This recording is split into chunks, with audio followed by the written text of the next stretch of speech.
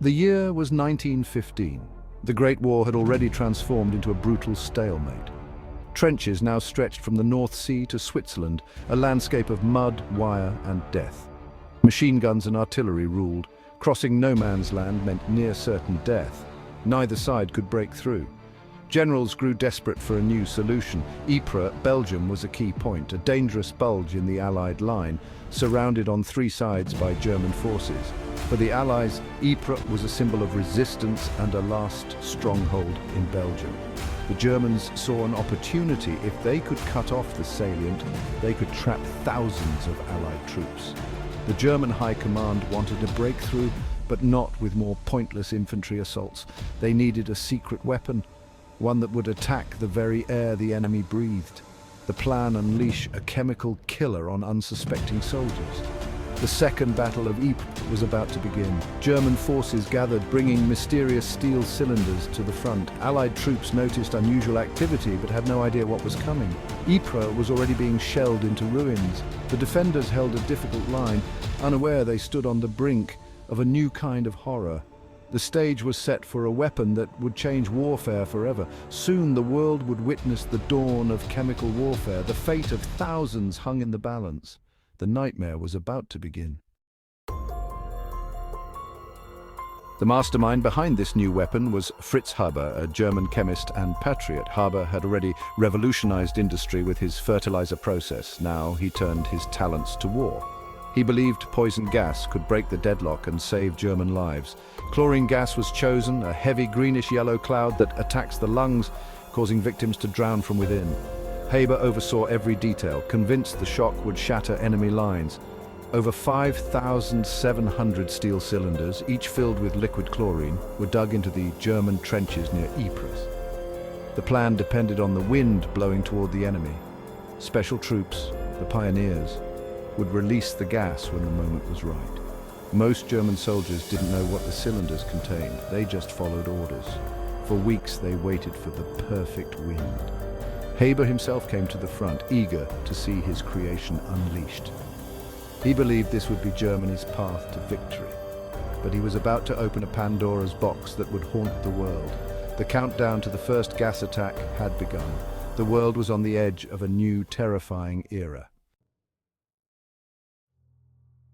On April 22nd, 1915, the wind finally shifted. At 5 p.m., German artillery fell silent. An unnatural quiet settled over the trenches. Then, a yellow-green cloud rose from the German lines, drifting toward the French and Algerian troops. At first, soldiers were puzzled. Was it a smokescreen? The cloud rolled forward, covering 4 miles of front. As it reached the trenches, the horror began. Eyes burned, throats seared, lungs filled with acid. Panic erupted. Men gasped for air, some fleeing blindly into no man's land, only to be cut down by machine guns. The chlorine gas sank into every trench and dugout, leaving nowhere to hide. The aftermath was hellish. Bodies twisted, skin discolored, trenches filled with the dead and dying. 2 French divisions were wiped out. Survivors fled in terror, leaving a 4-mile gap in the Allied line. The path to Ypres was wide open. The German plan had worked beyond expectation. The green cloud had done what months of shelling could not. For a moment, the stalemate was broken. The world had witnessed the first mass chemical attack. The rules of war had changed forever. The Allies reeled, and the Germans advanced into the void. The nightmare had only just begun. The French line was shattered. A 4-mile gap now yawned before the Germans. German troops, wearing crude breathing pads, advanced cautiously through the carnage. The trenches were filled with the dead. Even hardened soldiers were shaken.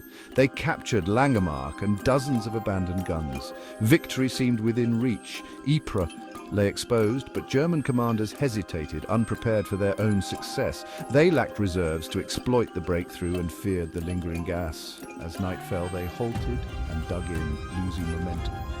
This pause gave the Allies a chance to react. The Canadians to the south prepared for a desperate counterattack. The fate of Ypres now rested on their shoulders. Chaos gripped the Allies, but the Canadians acted swiftly. With their flank exposed, 2 battalions were ordered to counter-attack at Kitchener's Wood. It was a near-suicidal mission, but the Canadians advanced under cover of darkness. Charging through open fields, they caught the Germans by surprise. Brutal hand-to-hand combat erupted among the trees. Despite heavy losses, the Canadians drove the Germans out, if only briefly. Their attack stalled the German advance and bought precious time. The sacrifice was immense. Over half their men fell in hours, but their courage became legend, showing the Allies were not broken. The Germans grew cautious, fearing further counterattacks. Reinforcements rushed in and a new defensive line began to form. The Canadian stand at Kitchener's Wood helped avert total disaster. The battle for Ypres raged on. The Germans struck again on April 24th, this time targeting the Canadians with a second gas attack. The greenish cloud rolled in, but the Canadians were ready to improvise. Lacking gas masks, they soaked cloths in urine and pressed them to their faces. The only defense they had. The crude protection helped, but many still fell to the gas. Yet, unlike the French, the Canadians held their ground. Survivors emerged from the cloud, half-blinded, to fight off the German infantry. The battle was savage, but the line did not break. The Canadians' quick thinking and stubborn defense became legendary. Their stand bought more time for British reinforcements to arrive. The Germans failed to achieve a decisive breakthrough. The Allies clung to Ypres, battered but unbroken. The world watched as chemical warfare became a grim new reality. The nightmare of Ypres deepened. The Second Battle of Ypres dragged on for weeks, with both sides suffering massive casualties. The Allies lost 60,000 men, the Germans 35,000. The Germans failed to capture Ypres, but the true legacy was the birth of chemical warfare. Poison gas had changed the rules. Now, both sides raced to develop deadlier weapons and better protection. Gas masks became standard, but new horrors like phosgene and mustard gas soon followed. The constant threat of gas attacks haunted every soldier.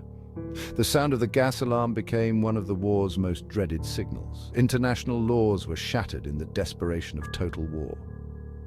Fritz Haber's invention did not end the conflict, it only deepened the suffering. Ypres marked the moment when science was turned to destruction on a massive scale. The world would never forget the green cloud that drifted over Flanders. The legacy of Ypres is a warning. Some weapons, once unleashed, can never be contained. The nightmare of chemical warfare had begun, and its shadow would linger for decades.